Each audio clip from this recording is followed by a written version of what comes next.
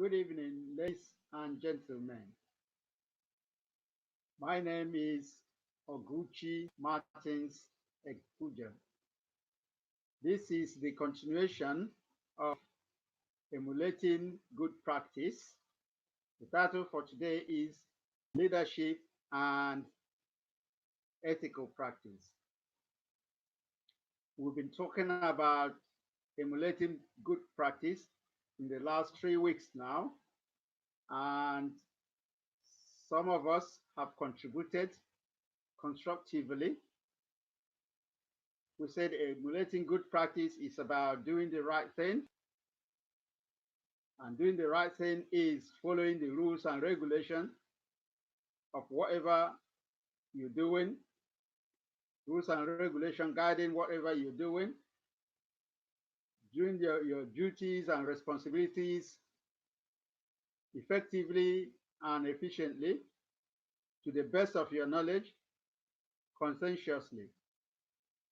Our last video was on leadership.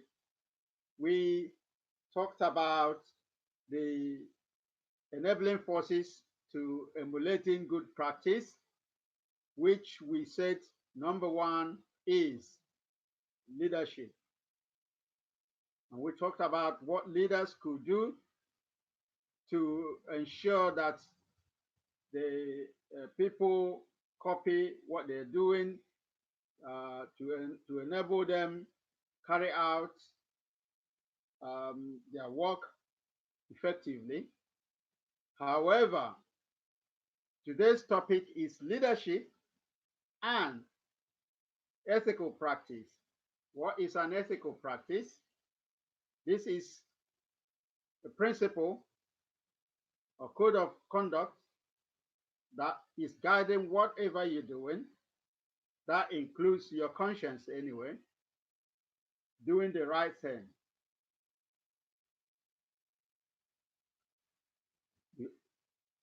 Practicing the good behavior, looking at the good things,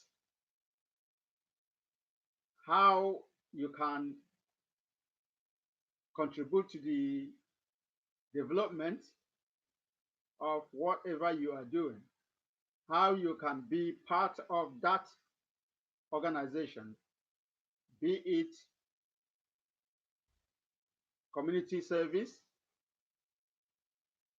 civil service, private organizations, public service, whatever it is. There are code of practice.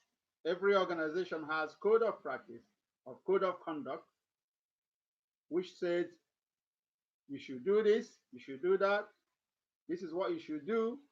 That defines their values, the values of that organization, the culture of that organization, the belief of that organization.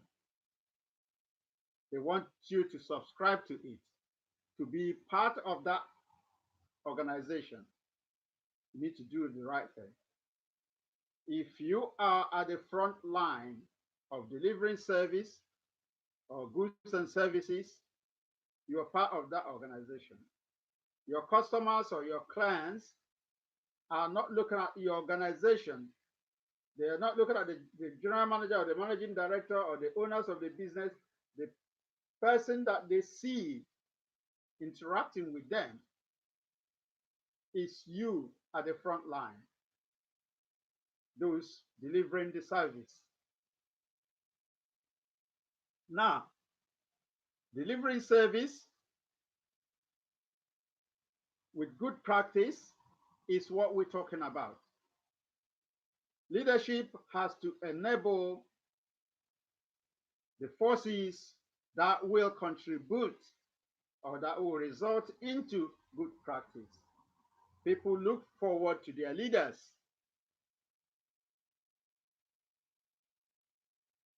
Then, producing the code of practice or code of conduct that will enable effectiveness and efficiency, honesty, confidentiality, trustworthy, privacy of your organization or your customer, dignity, diligence. There are a lot of things involved in emulating good practice and practicing good practice. We emulate it, we practice it. It is infectious. It will, everyone has to benefit. Your customer will be happy, you will be happy, your management will be happy, the owners of the business will be happy because you are doing the right thing. You are not looking for a way to cut corners. You have care of duty. You have care of responsibility. You have to take your work serious. You have to be accountable, right? Because you take responsibility of whatever you're doing. Respect your clients, respect yourself, respect your customers, respect the management, respect the owners of the organization, respect the community and the general public. Do that which you know that is right. Do that which will project the image of your organization, your own image, the image of your family, the image of your community, the image of the college or university that you came out from, the image of your state, that will rub off on the image of the country that you come from. In this case, I'm addressing Nigerians and Africans. How can we emulate and practice ethical ethics?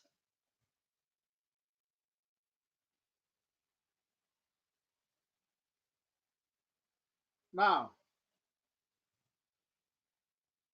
I now talk to the leaders, those who are in leadership. It doesn't matter the level of your leadership, it's the same thing. You are leading people. People are following you. You have to make those people happy. You have to show them the right way of doing things. You have to talk to them. You have to communicate with them effectively. I talked about the Y and the Z theory of management. In those days, people work, do their work, and they're paid. They don't care. All they want is do their work as they were asked to do, and they're paid.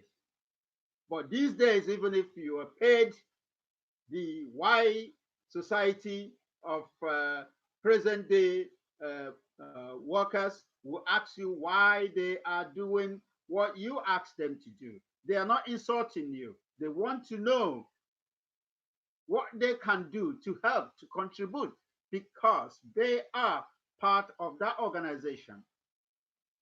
Maybe you, the leader, got it slightly wrong because they are into the world, into communication. They've seen how other people have done theirs. Your workers or your team will contribute and say, look, we can do it this way. So are you that leader that listens to the suggestions of your workers? Or are you that leader that command and control? You do not want any contribution. What you say is final. Is that the leader that you are? If that is the leader that you are, you will not have good followers. You may intimidate your followers into accepting what you said, but they will stab you. Not that they will just stab you, to kill you. They may sabotage your work. They may decide to do nothing. Since you know it all, you can go ahead and do it. But what we're talking about today is collectivity, teamwork, teamwork. Everyone put hand together. It doesn't matter whoever you are, at what level, but you need to work collectively. No one knows it all. Your leadership is focused on the everyone, focusing on everyone, the team, right, and the entire organization or association, trying to make everyone happy, try to inspire everyone, try to motivate everyone. Then, if you've done that ethically as a leader, have you done the right thing to look at the welfare of your workers, your followers? Have you looked at what is good to them or for them? I talked about well-being of your followers. Well-being is everything. It includes housing, it includes health, it includes income, disposable income, it includes electricity and gas, it includes telephone, it includes buying good clothes and dressing up as someone who is working, somebody who earns salary or wages, socializing like other people. Wherever he was called upon to donate, if others donate £1, then he can donate 50p. At least he will come out, feel part of the society, part of the organization. So have you tried to look into the difficulties your workers or your followers have been going through? If you have, and sincerely you look at yourself and you ask yourself, you reviewed your actions or inaction, then you said, yes, I have done my bit conscientiously. I think I am happy. I have addressed the issues concerning my followers or my workers. Then I now look on to my workers, my team, my followers to do the right thing. We respect our customers. We do not cheat our customers. We do not cut corners. We are not looking for a way to enrich ourselves. We are looking for a way to contribute to the organization, to the society, to the community. And then we will benefit from that. At least good name. He is the man that helps us. He represents us. He talks on our behalf. Everything is not money. I know that money is good. It's money that buys you the clothes that you wear. From time to time, we need some treat. Eat in the restaurant, treat yourself, whatever it is. My topic today is about leadership and ethical practice, following the rules and regulations. There are principles guiding what you're doing. Your behavior, that's what we're talking about. Are you polite? What of humility? That makes you friends. So, how are you discharging your duty, your responsibilities? Being accountable. Be responsible. Feel part of the organization. Contribute to the development of your organization. Be selfless. Think about the majority.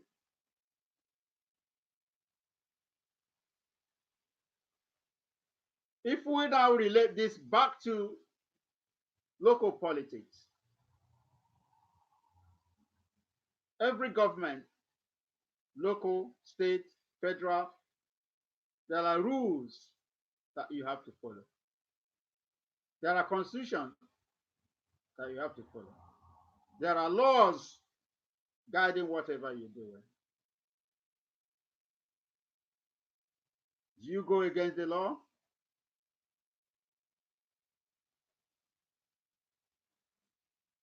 Aiding and abetting. Aiding and abetting is against the law. You didn't do something, but you show them how to do it illegally. That is wrong. You want them to commit crime so that at the end of the day, they will give you a bit of it. You are part of that.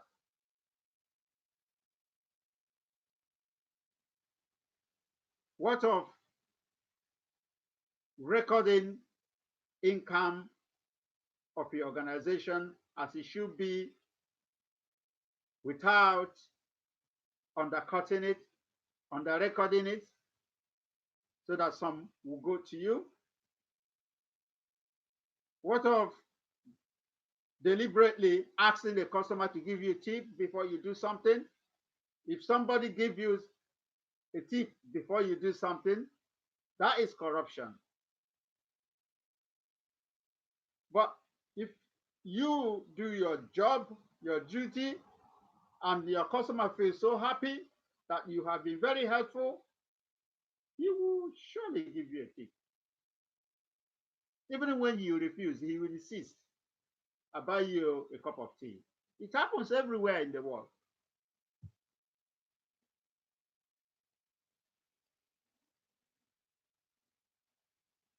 Searching your conscience. Doing what you're supposed to do. There are rules and regulations guiding whatever you're doing. Whatever any position you are, there are duties and there are responsibilities. Do you follow these? Do you discharge your duty creditably, effectively, efficiently, conscientiously? You touch your mind, you touch your heart. Say, I have done my best. I have done my best. I've done all I could do. And I am doing it to be part of this organization, to be part of this society, to be part of this association, or to be part of this government. Now I've talked about government. Those in government, how are you discharging your duties? I'm referring to those in government in Nigeria and Africa. Are you participating in government to enrich yourself and your family? Inflating contracts, receiving kickbacks or commission, undue commission, undue interest. That is corruption. That is against the law. Money is given to you to do something. You spend half of it, put one in your pocket, and spend half of the other half to render service, substandard service. This one is not corruption. This one is stealing. If you have done it before, I look at you in the eye. I said, you are a thief. If you have done this before, spend money that does not belong to you, you are a thief. Look yourself in the mirror. If you've done it before, that's what you are. That's what you are. We're talking about emulating good practice, comparing leadership and ethical practice. Doing the right thing is what I'm preaching. Whatever you have done before, can you stop it now and do the right thing? It's never too late. Stop it today. If you're listening to my video, you can stop it from now. Bygone is bygone. You can plead, I'm sorry. I was blind. I did not know. Now that I know, let me help to develop, to contribute to the development of my organization, my government, my community.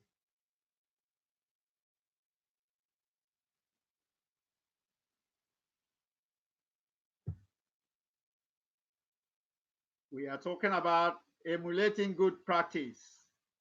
Can you tell me your own story? Let us talk about this. I'm not singling anyone out. I'm talking to everyone in Nigeria and everyone in Africa. What are you doing to help?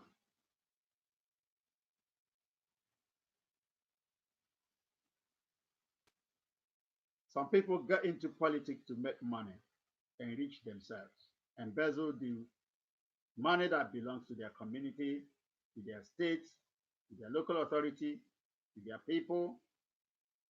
If you're a manager, you get there, you have an opportunity to award contracts, you inflate the contract, you receive kickback, you enrich yourself, and what is left is used to deliver substandard work. That is corruption. And that is stealing as well. We should stop confusing corruption with stealing. If you have done this before, you have stolen. That's what I'm saying.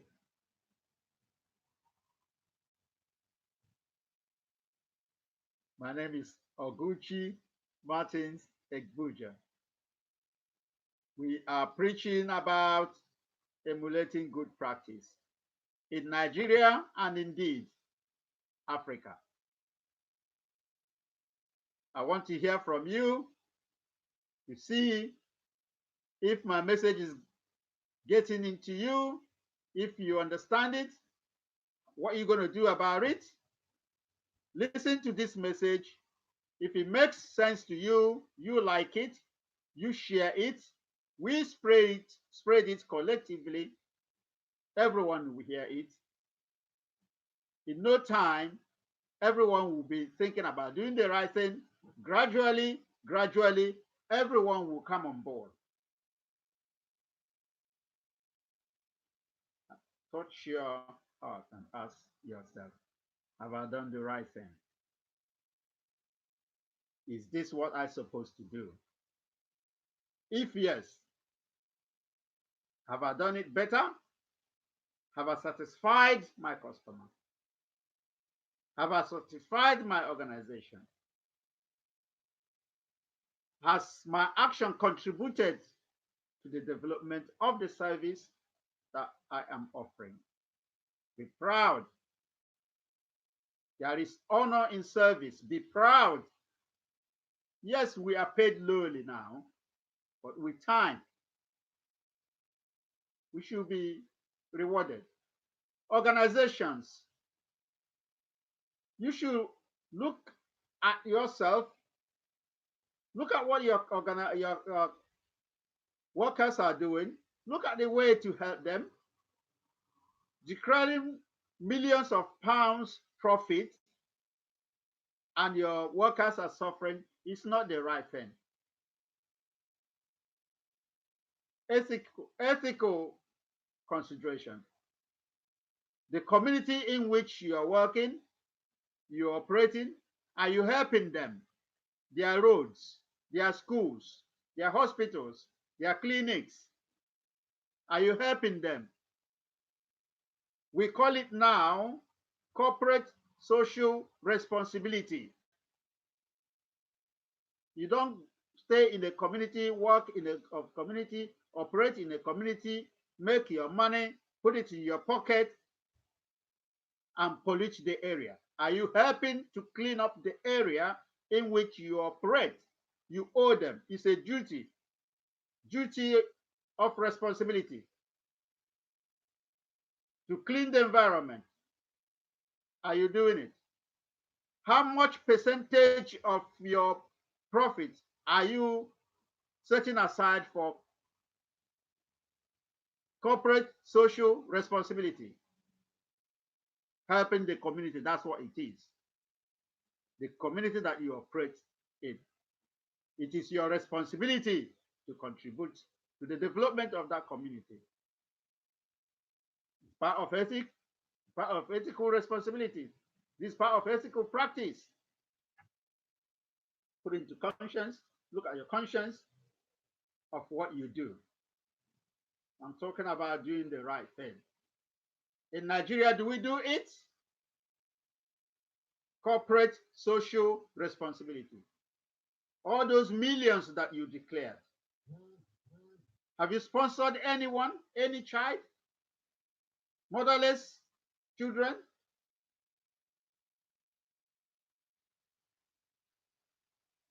Have you done anything to help others in the community where you operate?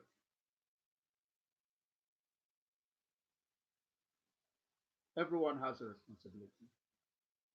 Let us do this individually, understand our responsibility individually, and that will replicate. At the end, everyone will be smiling because everyone helps each other. On this note, I will end my video today. Don't forget to subscribe. Don't forget to like it if that affects you. Don't forget to share this video with your friends and ask them what do they think about it. Collectively, we will emulate and promote good practice. God bless you. Good night. Enjoy your weekend. My name is Oguchi Martins Ekpuja. Thank you.